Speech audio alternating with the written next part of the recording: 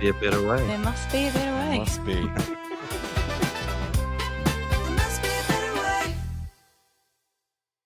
Hello, everyone, and welcome to episode 3 of There Must Be a Better Way, the podcast. Today we are talking about a new topic, workflow. It's a big part of what we all do, and it might mean something different to you than it does to us in terms of what we're talking about, but you'll hear a little bit more on that throughout the episode, I'm sure. We've got a special guest with us today, Sandra from the Strickland Group, all the way in Texas. She's the Chief Executive Officer, and she is a lovely human being, and I'm sure you'll enjoy listening to her speak as much as we do. Would you like to introduce yourself, Sandra? No, just glad to get on with you guys. I've known both of you for a long time, and it's a lot of fun to get to know you guys and talk all things infiles. I talk about infiles all day, every day. Happy to chat with you about it too. So let's do it. Okay, so like I said, this episode is about workflow. When we talk about workflow, we're talking about automatic workflow as opposed to being a nice-to-have efficiency. It's more of a risk and accountability and a confidence conversation. We'll get started. We have a few questions, and we'll start with you, Niall. Okay. First question is, when you bring up infile's workflow with new prospects, what kind of reaction do you normally get? Varied, to be completely honest. I mean, workflow is a word that has lots of different meanings to lots of different people, depending on what side of the table they're on. It's actually really difficult.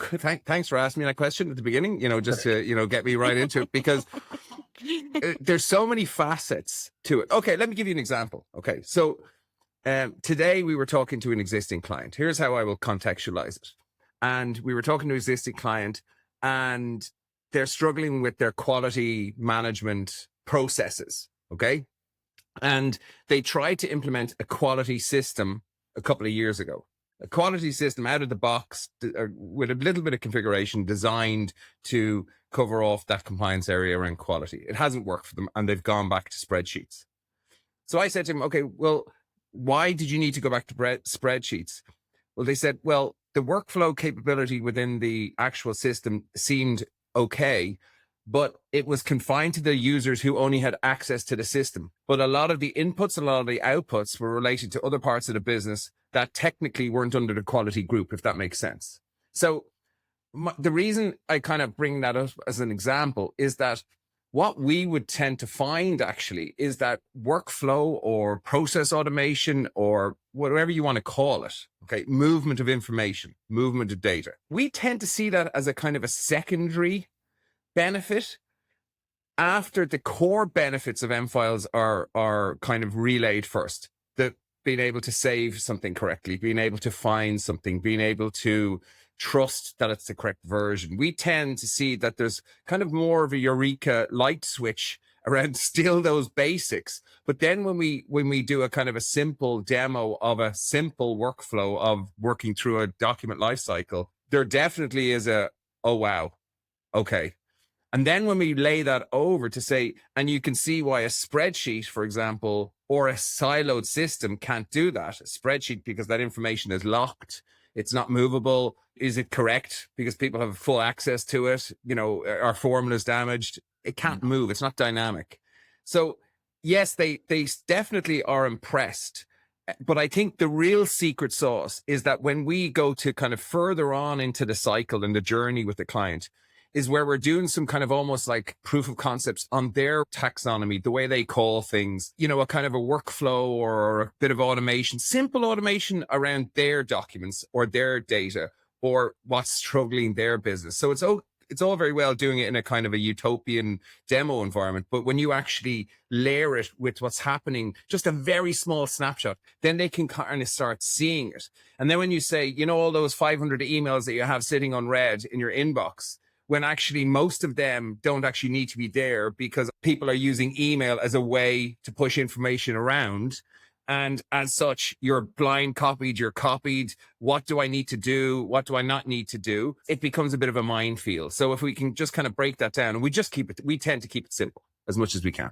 I think it's an interesting point. I think when you bring up spreadsheets, because people often use spreadsheets as a bit of a sort of like pseudo database, don't they? We go and say, oh, we haven't got a system, so we'll do it in a spreadsheet. And of course, there's no automatic notifications. There's no assignments, produced by spreadsheets to go and say, hey, this date's been reached, so you now need to do this. Yeah.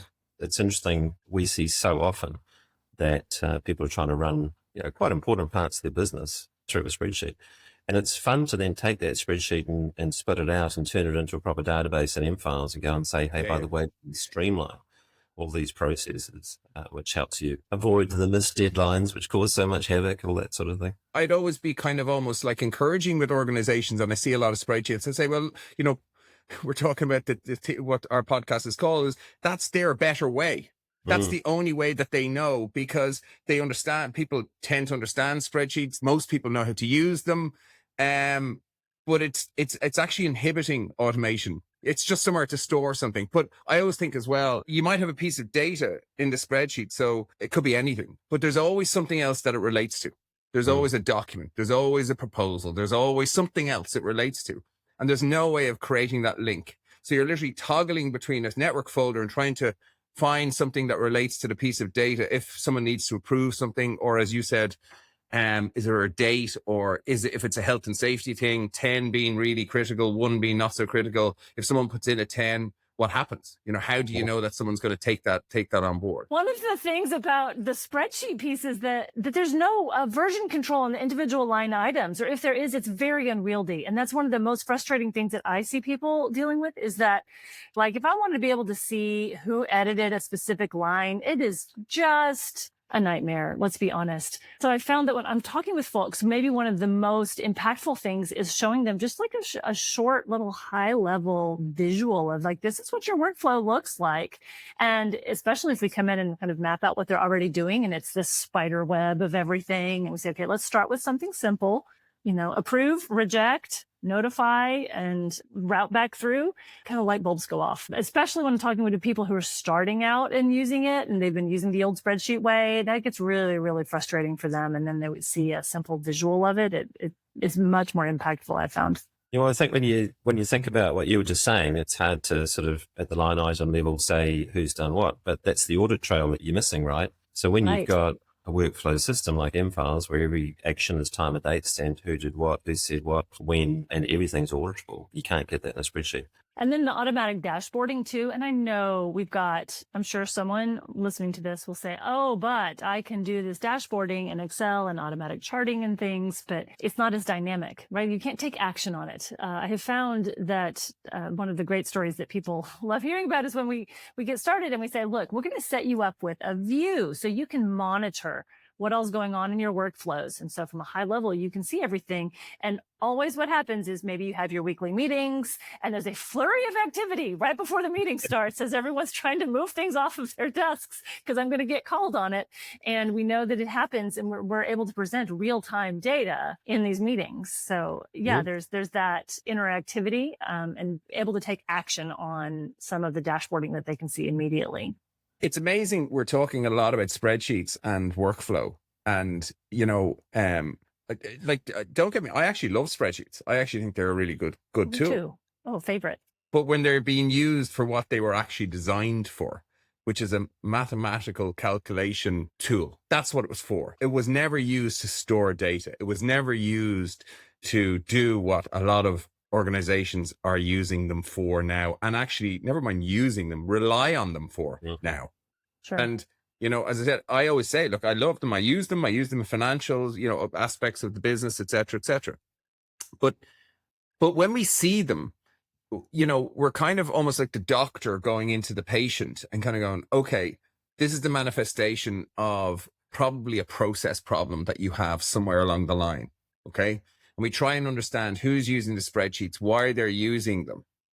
And yeah, we do the same, Sandra, try and introduce something, M-files, but probably after we've, I suppose, allowed them, the actual organization, to realize that the spreadsheet isn't good for them first, to kind of make them realize, hang on, maybe that actually doesn't work. Maybe using it for health and safety or anything compliance, that's bad idea because you can't action any of the information contained in the cells. As I said, it's not dynamic. It doesn't trigger an escalation path to somebody that something has after happened. Okay. Right. So, when we see them, it's kind of good news and bad news. Good news is, look, they're trying to improve how they operate. The bad news is probably some people are quite protective over their spreadsheets, and they've created all these gorgeous macros and formulas and all this kind of stuff. I feel called out right now. So, the Excel championships, of the world. But, it is genuinely, if you want information to flow, I think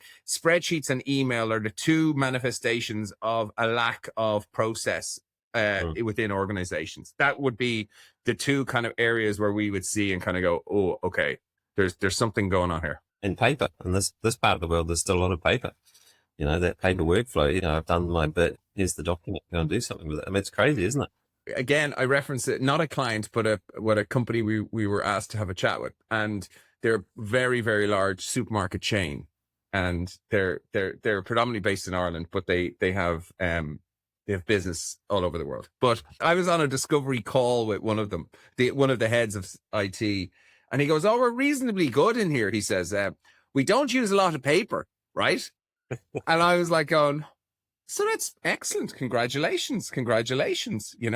What about email? What about folders? What about, but we don't use a lot of paper. We're paperless. Brilliant. And that conversation is going to go really not very well because their benchmark is we don't have paper, but actually, as we know yourself, but I'm actually seeing less and less paper, if I'm being completely honest with you. Yeah, I think paper and the accounts payable automation, when you look at supplier invoices, they still tend to be paper based. Oh, I've got this invoice, I'll print it and I'll go and put it on the manager's desk or something like that. And then at the end of the month, the manager has a pile of paper and hates it. I hate it. Why do I have to do this on the last day of the month or something like that? So we still see a little bit of that in New Zealand. I mean, I think for the audience, it's nice to know that I'm from New Zealand, Mackenzie's from New Zealand, Niall's from Ireland, and Sandra's from the United States. I mean, we've got a pretty broad... We're across the globe. Yeah. We are. Representation here. That's right. Follow the sun, right? Every different time zone. Early in the morning for us, late in the evening for Niall, in the middle of the afternoon for Sandra. Sandra, have you seen clients where they manage workflow in folders where they've got a different workflow state per folder? And then the staff have to go and move it into the next folder? So much. Yeah. That and also like the shared inboxes. And then we don't know who marked that email as read. It's not finished yet. And they're managing all of the different flags and categories in the email when they have a shared inbox. Yeah. I see that a lot. When someone's interested in workflow, often that's driving the conversation about document management, to be honest. So when they're interested, they're very, very interested. And it's driving our conversations about permissions. And, when someone needs document management, sometimes the focus is on those folders. And sometimes the focus is on whose desk is it on and how long has it been there? And why haven't I been notified about it? And who has access to it? And why are you allowed to touch it when I have already approved it? You shouldn't have changed anything on it. And so like people get protective of it as well. And so I am seeing a lot of that it drives the conversation sometimes about, okay, well, what folder are we going to be in? Okay, let's not really think about exactly what folders anymore. You don't have to be tied to folders anymore. It's not so much about what it is, but where it is. And then when we're talking about workflow, I mean, I remember working with a lot of paper. I remember as a baby accountant, when we had literal papers and we would put them in actual red folders and run them to people's offices. And if you still had a red folder sitting on your desk, you were in a lot of trouble. And so now you could just color the folders different colors. Actually, to be honest, because at least you can see it. Oh, I got a talking to one time because it had sat too long on my desk, and I got and so then the next time, as a joke, I literally ran down the office to my boss and be like, here, I brought you the red folder. Yes, we see that a lot. That the folders are still a thing. I'll tell you what's interesting to me. When you talk about that folder idea, right? Essentially, all of the information for you to make the decision is in that folder in that sort of sense, right? It's put on your desk. Here's all the documents relating to this decision. Once again, going back to the spreadsheet issue, or even other workflow tools that are outside of the system of business, that you're working in. You get an assignment from a workflow engine of some kind. How do I make the decision? Like I have to go to SharePoint, try and find some documents, or I've got to go to my ERP to look up, did that shipment happen? Did we receive the goods? All that sort of thing. And one of the things I love about mFiles with workflow is that all of the information travels in the system of work as part of the process. So I can be on my phone and I can get an assignment and I can look at the supporting documents to that workflow and make that decision from anywhere, and I think that's a really, really strong part of the process inside of mFiles, that information travels with the workflow. That single source, as we talk about. Yes. Yeah. Well, and I'm curious how many of you find that people really do want to be able to do it on their phones. Yeah, we're definitely seeing a lot more of it with, I think with the generational shift, younger people coming into the workforce. Actually, they want it on their phone. They want to be mobile. Treve, you were talking about like they're, being able to find the information that relates to the assignment that you've been given, which is really, really important. But the other thing which we love about it, the way you can configure solutions using mFiles, is that you can actually be proactive in your workflow assignments. So, for example, we just did a solution with a company that services laboratory equipment for pharmaceutical companies and high-tech companies. So the service engineers would be presented before they went every morning with all their assignments. Their assignment is a job object. And all of the information relating to that particular device that they're having to service, because the specifications of the might have changed because a drug needs to be, manufactured in a different way. So like literally life and death stuff. So because we configured all of that in mFiles, the document, i.e. the specification document, is always the most up to date, because that goes through an internal review workflow process internally before it's published, before it's actually live. Then that is the document that's always presented to the engineer when they're going out to, to service pipette 1, 2, 3, 4, 5, or, microscope 75, 21. Their information has been presented to them in the form of their job, but it's actually an assignment with the information that they might need, should they need to reference a particular manual, instead of ringing up the office like they had to previously say, would you email me the spec on this particular device? But not only that, it flows into finance then, because it flows into finance that they might have done something else that's out of scope in terms of their service level agreement, and it's billable. Yeah.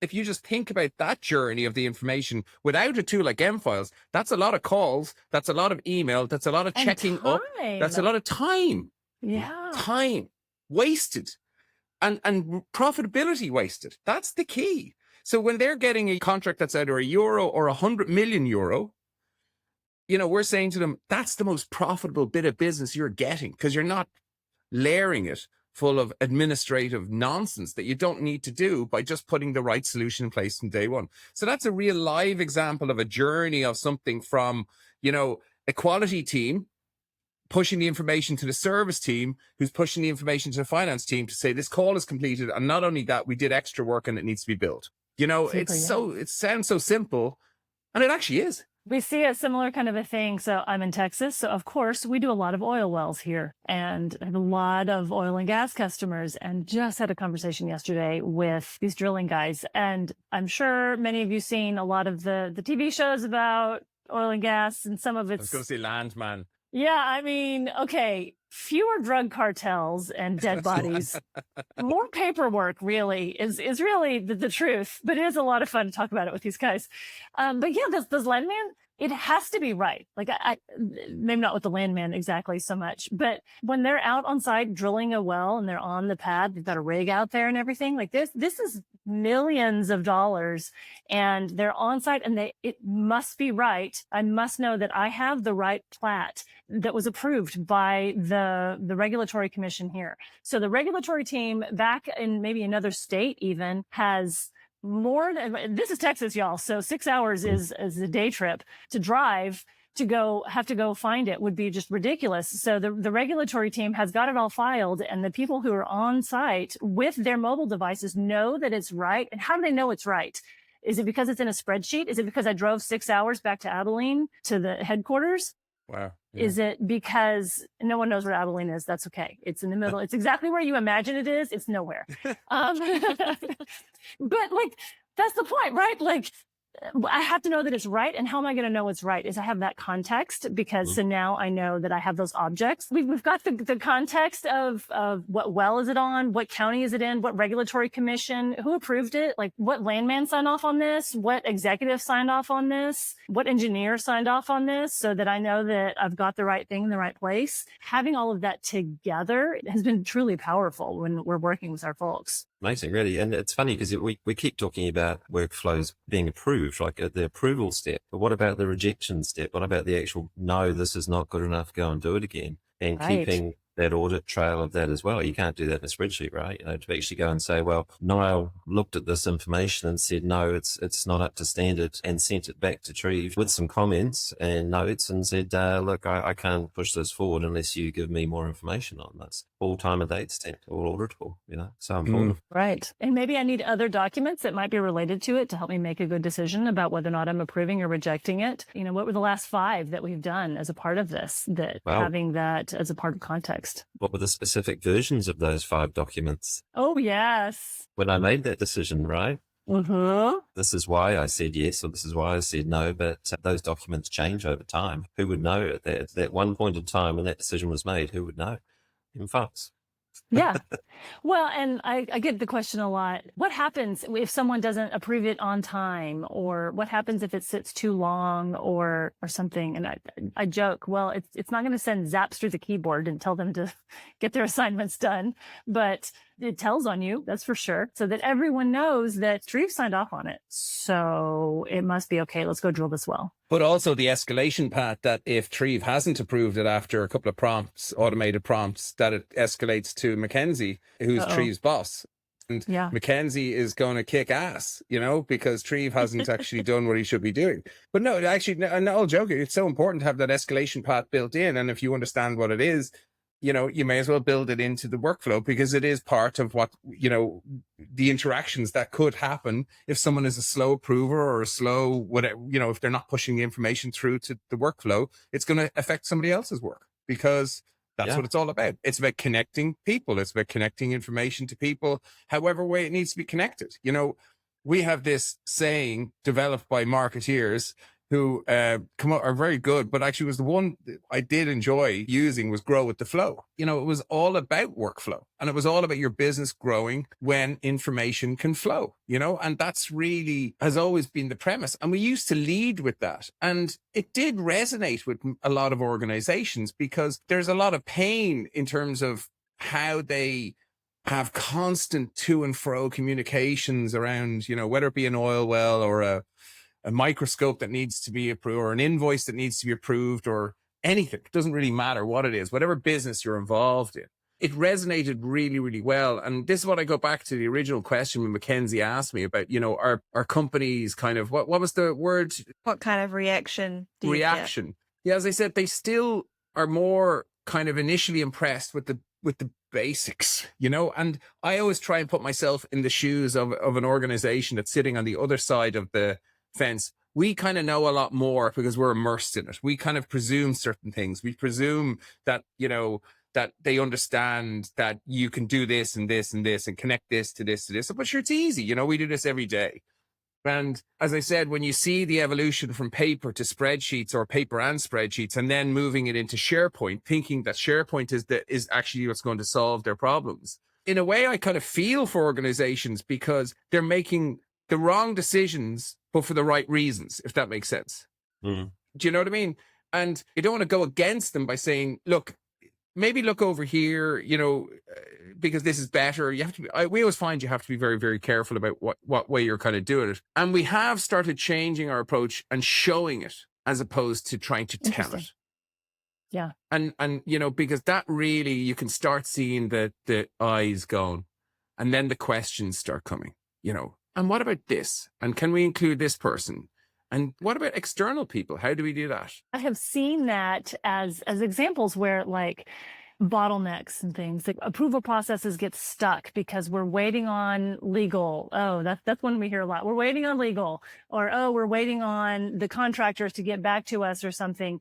And I don't have any visibility into where they are with externals. Have you guys seen that much with the external parties? Well, I was just going to bring up visibility, and you did it for me, Sandra. Ah, well, you're welcome. Yeah, because I mean, it's that problem like Friday afternoon drinks where Treve goes up to Niall and says, "Oh, Niall, hey, when are you going to do that thing, man? I need you to do it so I can finish my part of that job." And Niall says, "I did it 2 weeks ago. Did I not tell you?" And the whole thing's just been sitting there because no one knows, there's no visibility. And so when you get that, Niall marks his assignment complete, and Treve gets his assignment straight away. Oh, fantastic. Niall's done that. I'll now finish that job, It's all of that. And you times that by 100, 200 people, 3 or 4 different processes a day per person. You get up to 1,000 odd workflow assignments going out a day pretty quickly, pretty easily. And that's automated in them files. It's not like, oh, I better email Niall and tell him that I've done it, or I'll get up from my desk and walk down to the other end and say, "Oh, Sandra, hey, I've done this now." And Sandra says, "Well, what do you want me to do with it?" I mean, it's all of that. It's that visibility, it's the traceability, it's the auditability. But yeah, visibility, I think, is huge when it comes to automated workflow. But that's where email is the problem. You can't get that with, that's why Outlook, you mentioned that scenario where Sandra's, that's you CCing Sandra because you're just covering your ass. You're just basically, well, I told Sandra, it's now Sandra's problem. And if something happens, I told Sandra. So, there's a lot of this kind of stuff. And this is the problem with emails. You talk about visibility or lack of visibility. I mean, how do you know when you're emailing out a version of a document to say, I don't know, 10 people, 5 people, 2 people, 3 people? It's gone. The genie is out of the bottle. Someone else takes that document, makes an edit, and thinks that their version is the correct version. And someone else makes a different edit, and they think their version is the correct version. And then suddenly you've got all the kind of the version difficulties that you have.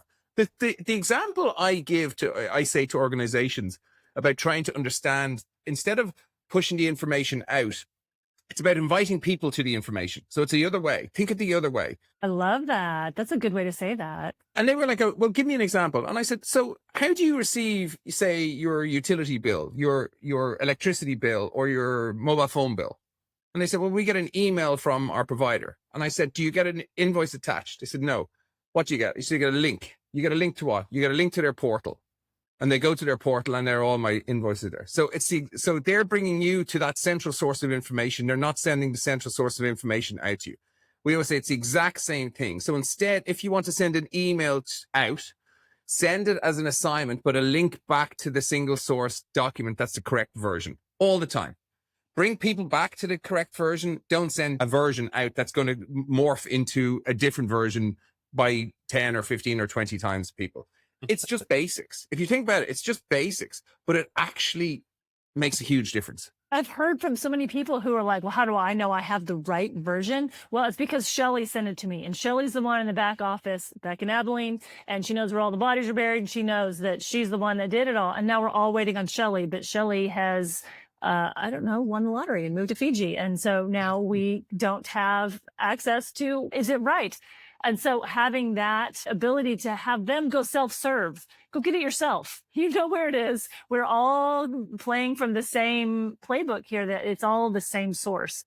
You've just brought up another really important topic, Sandra, institutional knowledge that's in people's brains, with the aging workforce, right? And then, as Niall said, the younger people coming in. So how do you bridge that gap where you've got, John has been working in the manufacturing plant for 40 years and is retiring now. And every new person that comes in asks John, how do I do this, John? And John tells them because he knows he's been doing it for 40 years. But then John retires, and then all of a sudden that institutional knowledge is gone. But with workflow, you can take that knowledge out of John's head, build it into a process, test it, make sure it works, probably actually cut out about 5 or 6 steps because John used to do it this way because Jack told John how to do it 40 years ago this way. That's how they had to do it then. Cut all those steps out, make everything more efficient. And now when Jane comes in as a young intern, oh, look at that. I've just had an assignment. It tells me I have to go and calibrate that machine or something like that. So that institutional knowledge is so important to get that into an actual workflow tool. Institutional knowledge. It walks out the door when people walk out the door with it. It's so true. Yes. Yeah.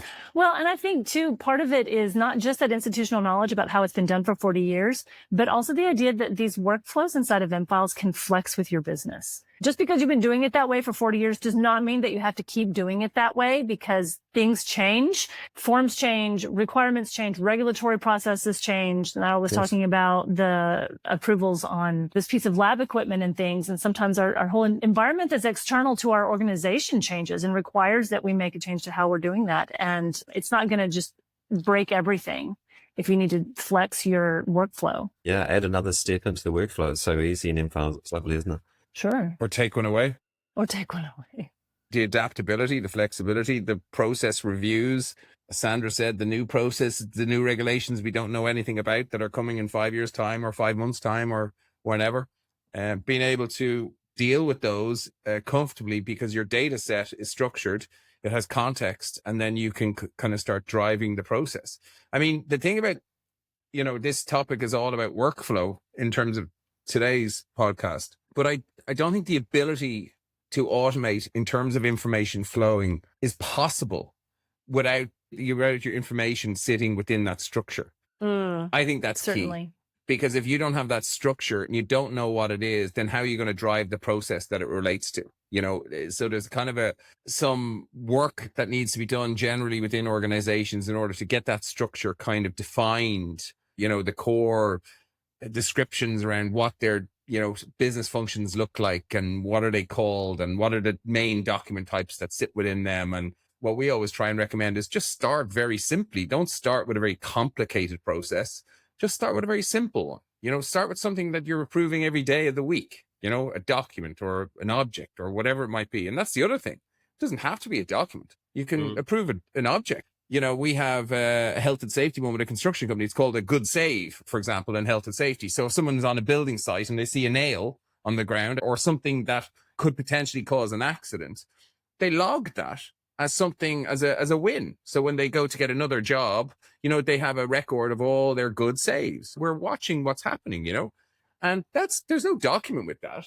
There's not even a photo. It's just, I did this and I'm logging it and I'm pushing this through, and nothing needs to happen with it, but the information is not being sent in an email and the health and safety officer receiving 300 emails a day because someone is logging that they saw a little screw on the ground and they picked it up. So it can be simple stuff. It can be complicated stuff. But I think what we find is get users using M-Files, first on a basic level and then let it grow kind of from there.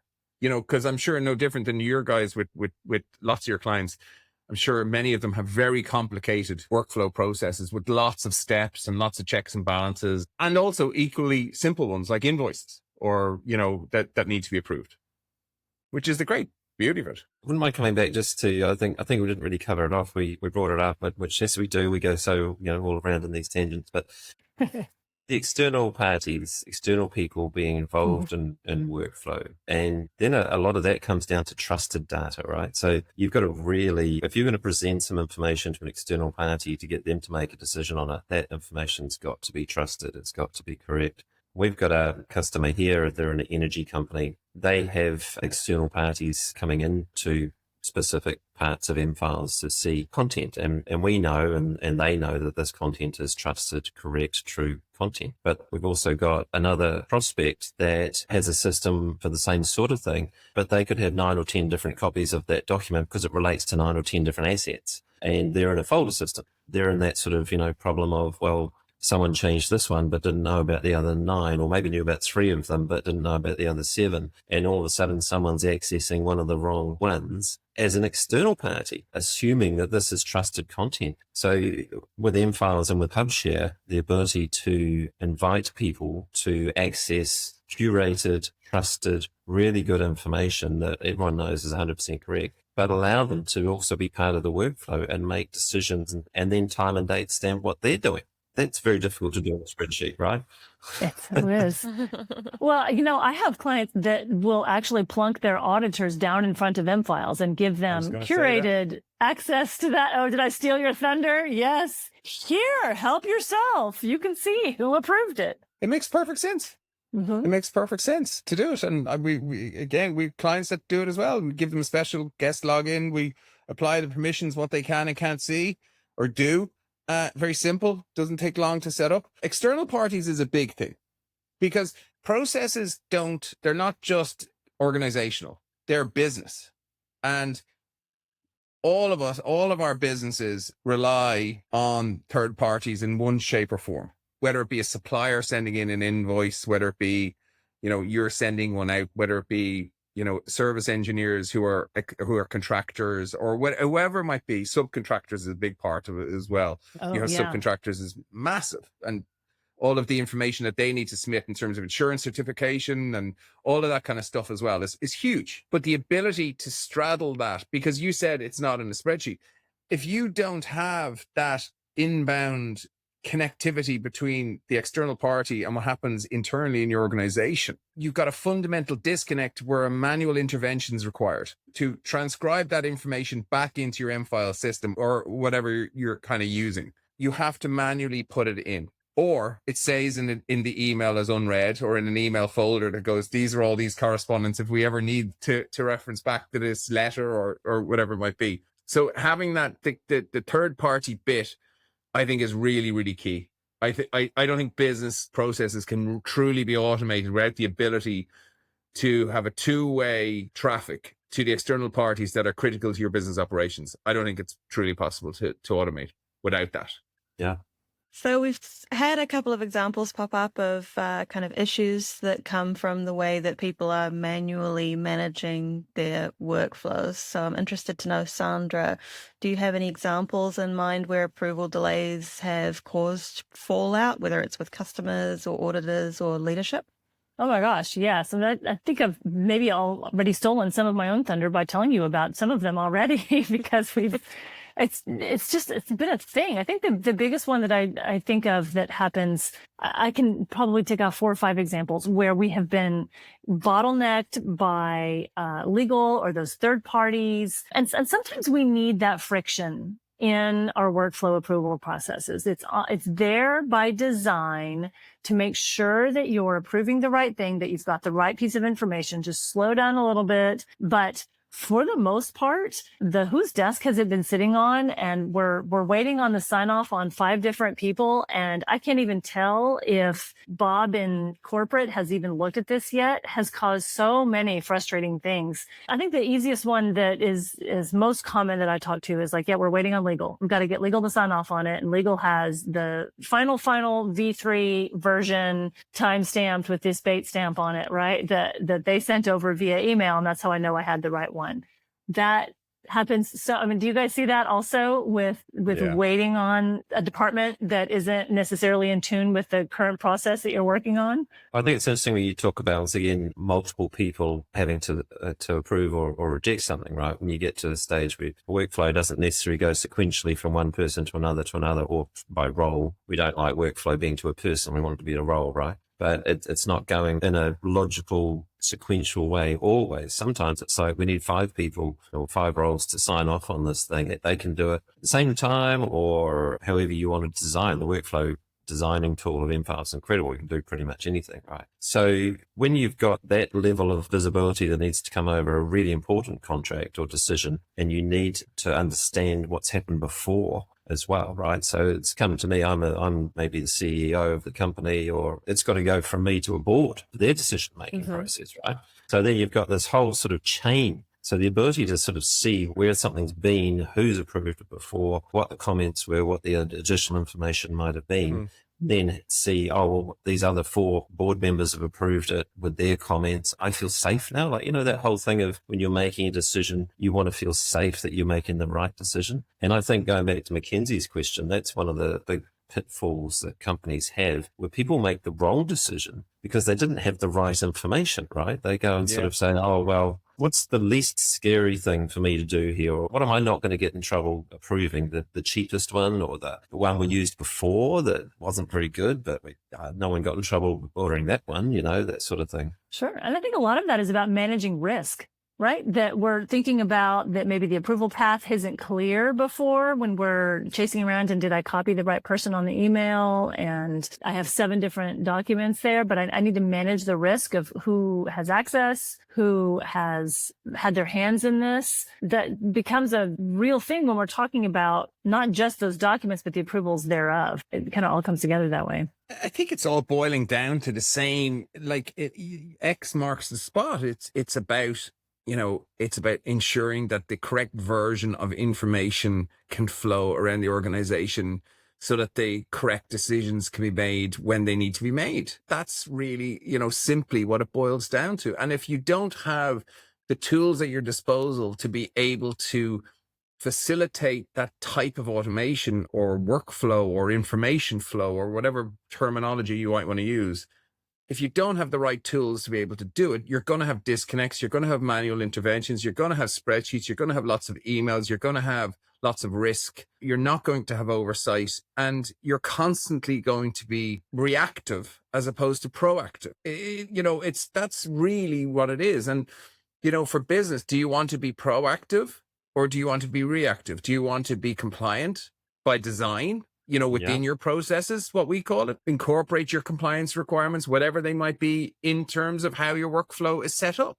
Then you don't have to worry about if you're compliant or not. It's a fundamental aspect around how we design solutions is tell us what your compliance requirements are and we'll incorporate them into how you work. And then you don't have to think about it.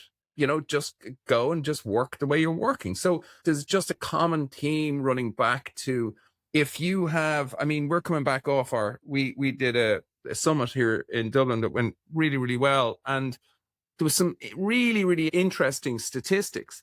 And, let's be honest, documents and document management isn't exactly sexy, right?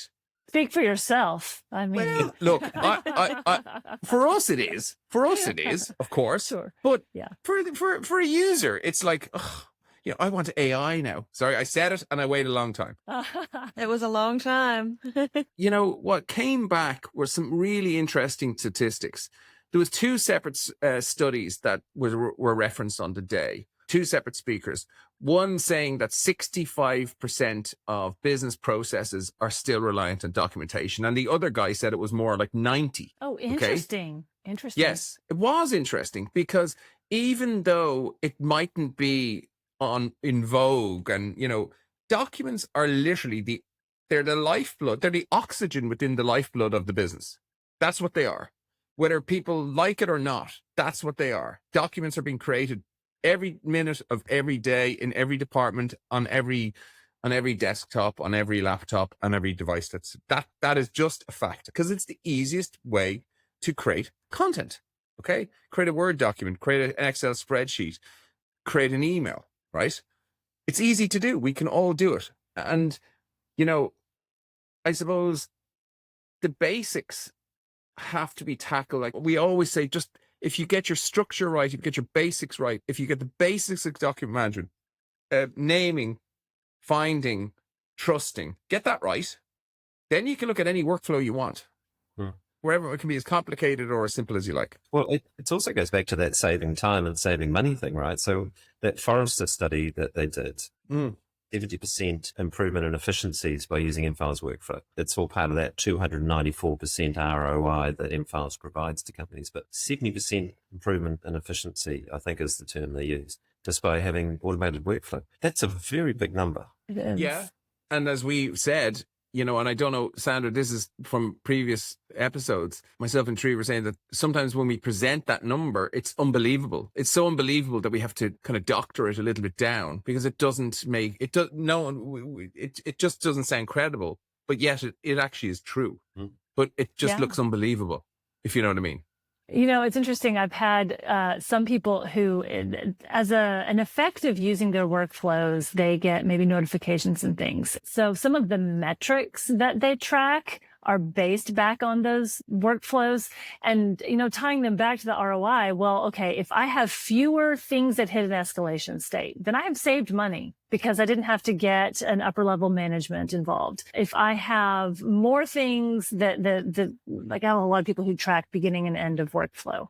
And so if I can shorten the amount of time that documents go through on average per month, then I know I'm saving money. And then, then you get people who start to manipulate it because it's always a numbers game, right? Like maybe I can run more documents through or something, but the metrics tied to it become really fascinating, I think. I think the business case is compelling in lots of different ways. I think from a financial point of view, the business case is compelling. I think from a talent retention point of view, the business case is compelling. And I think that's probably the biggest driver, trying to ensure that you keep the talent that's coming through and not have them absolutely frustrated because everything is manual, because everything is just stress and everything is just not being able to find what I need to do to be able to do my job. I think that's a big driver as well. There's no point in paying recruitment agencies a lot of money to hire highly qualified staff, train them up for 6 months, and they walk out the door because they think that somewhere else is a nicer place to work because they're providing me the thing. So the business case is there to be presented. Of that, there's no doubt. And I think that the movement towards, a younger workforce who've been exposed to different technologies as they've grown up, I think is going to be a big driver for change. And whether companies want to embrace that change and invest. I mean, Ryan Barry was over in Dublin and, he was asked a question, what does he think companies need to do to improve? And he said they need to invest more in this aspect of their business. He's so right, because it's neglected. It's totally neglected. They'll go buy all the shiny software without any kind of consideration for how it fits within their business processes, because HR wants something, because health and safety wants something, because finance teams want something, because the operational and the line of business want something as well. And they buy all these things, but they're not really investing in the business, if you know what I mean. And I think he was dead right. It was one thing he said, he goes, you need to really, really invest properly in your business, We talk about those existing customers we've got, Niall and Sandra, you'd be the same here, that have invested in their business and are getting the benefits of all of these lovely workflows and M files. And the funny thing as well, Sandra, on a couple of other episodes, Niall and I have almost gone, we take this for granted about when we're talking about search, the ability to actually find things, Oh, yeah. Compliance by design, the basics of M files that we take for granted because we've lived and breathed this for such a long time. But those customers that came on the journey with us, they've got the benefit as well. But I think sometimes they almost get used to it. It's like, oh, obviously I'm just going to get an assignment and all the supporting information will be there and I will approve or reject it based on all that. Of course I will. Why wouldn't I do that? Oh, yeah. How else would you do it? It's such a small fraction, isn't it, of businesses that actually have got their back end sorted. And then, of course, we talk about AI. We know that AI is not going to work unless you've got a solid foundation of information management. Everyone is saying that all over the world. And I might take us in a slightly different direction around agentic AI. I mean, is that a topic that's been coming up? Oh, yes. Oh, yeah, for sure. Yes. We were just had a board meeting this morning and we were talking just in our own internal use about, should we use Copilot or Claude, for example? And we've been using Copilot quite a lot, but we want to move over. Some people think Claude is maybe a better language model. Fine. But we've got a lot of people who have agents already built. And so, I'm kind of dedicated to one system. Moving agentic over would be a big deal. But I think having the underlying foundation of getting your documents right, you can substitute other agents and things on top of it, but you've got to get that foundation right to have all of your documents in the right place and the right kind of permissions, so that just because you might introduce something new wouldn't introduce new risk for you, wouldn't introduce new people who can see things that they couldn't before. Going back to what Niall was saying before, you've got to get the foundations right first. Yes. But that might not be where you wanted to go with that. But I have lots of thoughts about agentic AI. After, as I said, the summit just recently, so it was a gathering of industry experts and M-Files experts, but also independent thought leaders. And there was a really, really interesting presentation by a guy called Bernhard Hecker. He's an innovation strategist. So he's seen lots of iterations of different types of technologies all the way through. This is going to be the next thing. He did a really, really interesting thing on the presentation. So everyone that was there, he said, whoever has, kind of whatever tool you have, Claude or ChatGPT or whatever on your phone, who has it? So, okay. So he asked us to put in a particular question prompt to get an answer from the LLMs, and all of them got the answer wrong. Oh. What was the question? Do tell. It was a really weird, obscure kind of thing, like what's a brunkle? And I'm obviously not framing this kind of right. You definitely had to be there, okay? Oh, okay. The point that came from it was, and everyone in the audience saw, is that these LLMs cannot entirely be trusted the way they're kind of moving themselves. If you layer in a company just plugging in Copilot or Claude or whatever it might be into their business, you're not going to be able to trust all the information that's coming from it, because these models are getting a little bit arrogant. They're going to give you a result. You know, they're going to get it wrong. Okay. And, you know, people are making decisions based on this. So I think the real advantage to M-Files, if this AI world develops the way it might very well develop and it becomes prevalent in the way that we operate, is that when you have the metadata structures, just the basic things of metadata structures with that context relating to something that relates to something that relates to something, that's how AI works, right? And because the sooner companies, whether you be in Texas or New Zealand or Ireland or France, it doesn't matter. Business operates the same way if you're making a profit. The 3 words that came back, was it more 2 words? Well, it was more structure and context were the 2 words that were used. The final presentation was Cheryl McKinnon, and she came from Forrester over from Canada to speak. And her final slide was, where's this going? Where's the industry going? Or what do you need? And she's obviously independent. She's not there to promote any particular piece of software. She's not there to promote. In fact, that was a stipulation of her speaking, that she would not and could not mention any particular piece of software. And she wouldn't have seen any of the presentations. She wouldn't have seen anything in terms of what anyone else was speaking about. And one of her recommendations was a context-first document management system. Wow. That's what she said. That's what Forrester are promoting. Interesting. Wow. Very interesting. And that was the final presentation. It wasn't like a magic trick, you know, when there was people were tricked. The presentations were preloaded by the AV guys that morning. They couldn't be edited. She couldn't suddenly get on what the curve was. So that's the direction businesses need to go.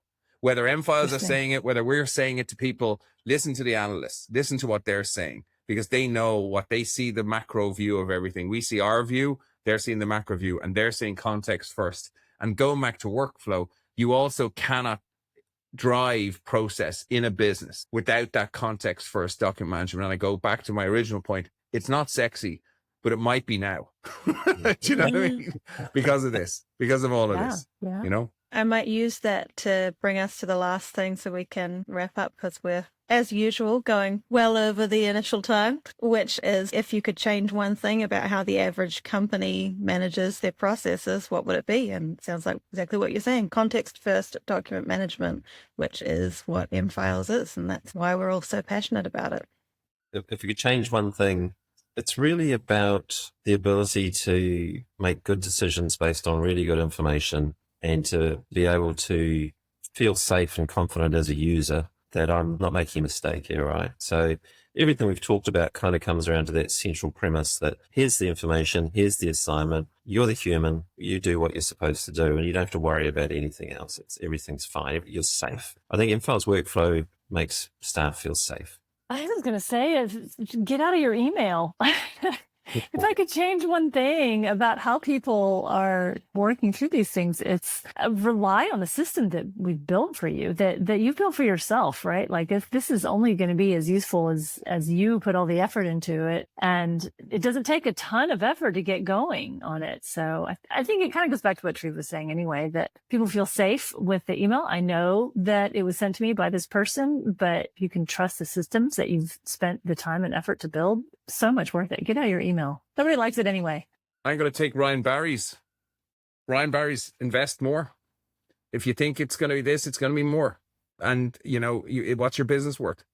What's it worth to get that dollar or euros worth of business to be the most profitable bit of business that you get to your bottom line? Invest more. because the return on investment is there. It's not a cost. It's something that will pay a return. There are statistics, there are studies, there are financial assessments that can be done to prove what you can get back. And ultimately, you will financially get more rewarded in terms of your business, but your staff will be rewarded. Your teams will be rewarded. They'll be less stressed. They'll have a much more pleasant work environment. They'll be proactive, not reactive. They'll be adding value, not, trying to do low value tasks that they don't need to do. So the one thing is invest more because it's worth it.